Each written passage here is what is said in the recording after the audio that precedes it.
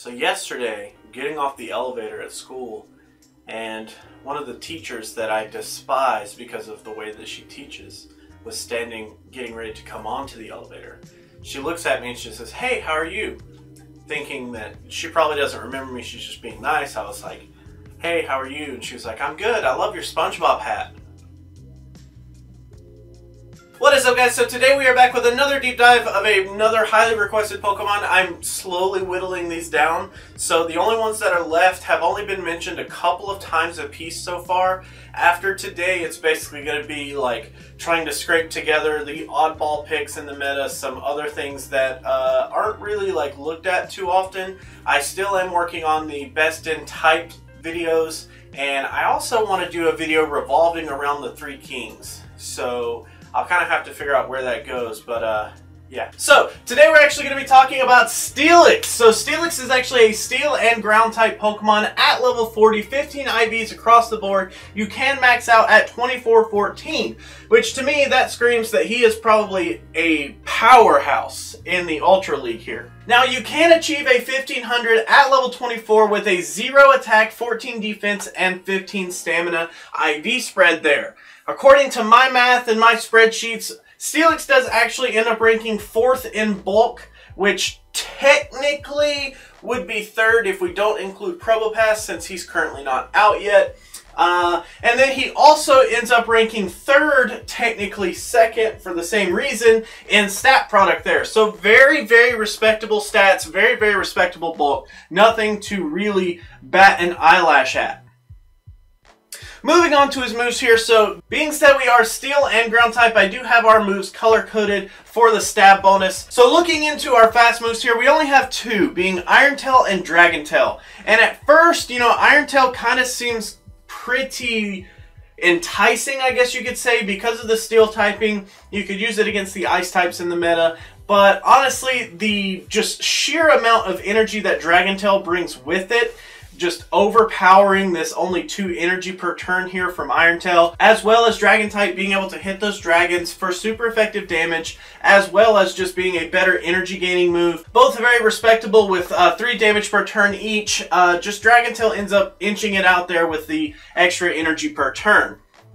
Moving on to our charge moves though, we do have some interesting choices here. So Steelix has kind of been a mainstay ever since the Boulder Cup was a thing.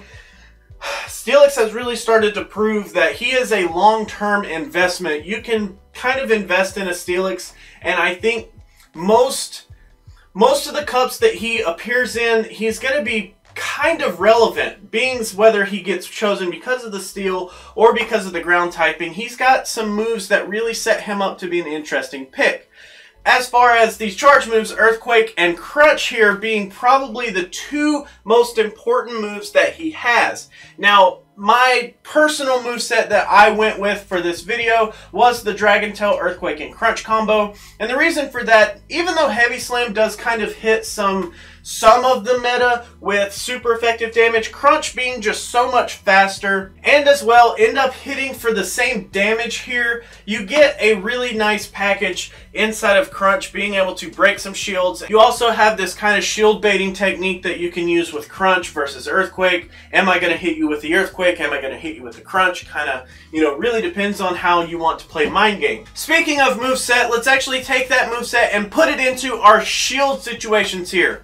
So, in the scenario where I have 0 shields and my opponent has 0 shields, or a closing situation if you will, Steelix actually ends up winning 60.3% of those matches. Very, very respectable. Next in the scenario is where I have 2 shields and my opponent has 0 shields. So we end up running this sim to kind of figure out just what ends up just flat out beating us. Even though we have 2 shields, I want to know what ends up just being able to tear through us. And being that we win, you guessed it, 100% of those matchups is really, really crazy. So if you think about, you could actually bait shields and have Steelix in your pocket so that whatever they have at the very end of the match, even if it's a Pokemon that is in favor to beat Steelix, you can 100% secure that matchup if you hold on to your shields. Very, very cool. Very interesting about Steelix there. Our next scenario is if I have 0 shields and my opponent has 2 shields. In this sim, we end up figuring out what we just end up beating no matter what. No matter how many shields they have, we will tear them apart. And we actually end up only winning 7.7% of those matchups. But there's a couple of specific ones that I think are interesting here. The steel types like Matang, Probopass, and Leiron all end up having a really hard time taking out a Steelix. But there's also an interesting one in here as Bastiodon. Bastiodon ends up only tying against the Steelix if it has 2 shields. So a Bastiodon is going to need both shields, whereas Steelix in our scenario would have 0 to even tie up against us. That's pretty crazy. Last scenario here is 2 shields versus 2 shields. So how do we end up doing in an opening type situation as a leadoff Pokemon? We end up winning 43.6%. So what does all that tell you? Kind of tells me that Steelix is definitely a closer rather than an opener by all means. He seems to definitely favor the closing type matches where shields start to become uneven and, you know, you can kind of play around that. Next, let's actually take a look at some matches here. So in all of the deep dives, I end up taking our subject Pokemon and I put them up against the top 10 bulkiest Pokemon in the league to try to figure out how well they do. And Steelix actually surprises me here because we only end up flat out losing to Regice and Lapras. Very, very cool there. Now, we also do end up tying against Dugong and Torkoal, so those are kind of up in the air. Kind of depends on, like, where the match actually is, but in a complete 1v1 scenario, no shields, you end up tying with Dugong and Torkoal. Now, as far as the wins go, these are some cool ones. So we actually end up winning against Bastiodon, Registeel, Probopass, Altaria, Skarmory, and Fortress. So all of those are usually on the opposite side of our deep dives. We always end up losing to things like Skarmory, Fortress, Probopass, and Bastiodon. Those are always really big for us to lose against. So the fact that Steelix can actually take those really starts to cement the idea that I need to invest in my Steelix. I need to buy that second move. Now let's actually take a look at what kind of counters should you be looking at in terms of what actually just hardcore counters Steelix. What do you need to bring to the table to be able to beat Steelix?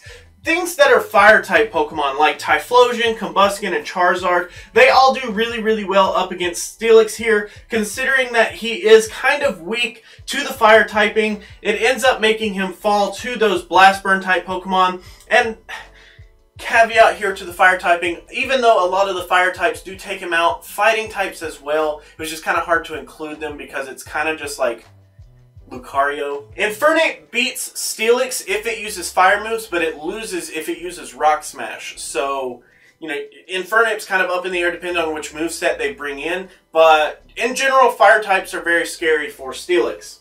Next, we actually have ground typing. So even though we carry the ground typing, we don't even resist ground at all. Steel actually ends up making us weak to the ground typing. So things like Flygon and Walrein really can end up putting a hurting on us just with their sheer number of ground type moves that they can throw at us. Now, when we put Steelix on our team, what should we actually be focusing on taking out? Well, definitely look at taking out the steel type Pokemon like Leiron, Mawile, Melmetal. Those type Pokemon really have a hard time overcoming this neutral damage and then end up falling really hard to our super effective damage with Earthquake there. Dragons are another type that you end up having a really favorable matchup with, considering that we have super effective damage going out, but we have a pretty good package of damage coming in from the dragons. Shelgon, Dragonair, and Altaria all end up having a really hard time getting around Steelix. So definitely be focusing on both Steel and Dragons while watching out for the Fire and Ground type moves coming at you. Next, let's actually move on to our pros and cons. So starting with our cons here, our first big con is that while we do win against Bastiodon, we don't have favorable matchups against either Lucario or Lapras. So we only end up taking out one of the kings there. Being that we fall to the other two kind of puts us in a bad situation. The only other con that I came up with is our bad weaknesses. So we do have a weakness to fire. We do have a weakness to ground. We have a weakness to water. So we have all these kind of, they're not necessarily bad weaknesses, but in this cup, they're a lot more awkward.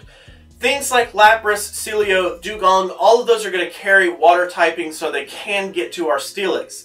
Things like Flygon are going to carry the ground typing. Things considering that fire is in the cup. Of course, there's going to be a ton of fire coming at us. There's just lots of things that end up hurting our Steelix, so his weaknesses do show up a lot more in this cup.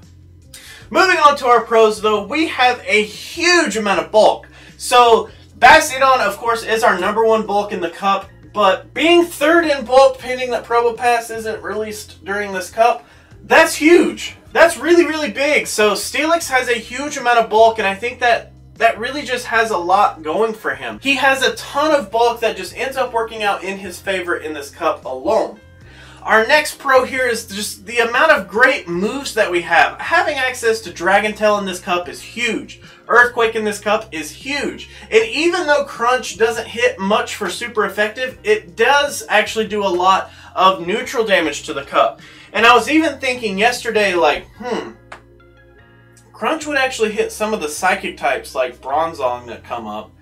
That's kind of awkward, but hey, it's there and it works in Steelix's favor. So I definitely think that his great move pool ends up putting him in a really favorable position in this cup. So that is actually my thoughts on Steelix. Now, I definitely think that he's kind of in this hybrid mode between Shield Breaker and Heavy Hitter, and he also kind of favors the closing position way more than he favors the opening position. So you kind of get the best of both worlds if you use him as a closer, because if they haven't wasted shields, you kind of have an option to bait out some shields and then throw Earthquake in their face. So very cool, very interesting Pokemon. I definitely do think that I want to do some testing with Steelix to figure out how he does this month. So that is actually all that I have for Steelix today, guys. Thank you so much for watching. Remember, if you're looking for Pokemon for me to do a deep dive on, please let me know down in those comments below. I'd be happy to put him on the list and to get into them. So if you like to like videos, make sure you do that. If you don't, you can be that guy. Otherwise, let me know what you have to say down in those comments below. And until our next video, I will catch you then.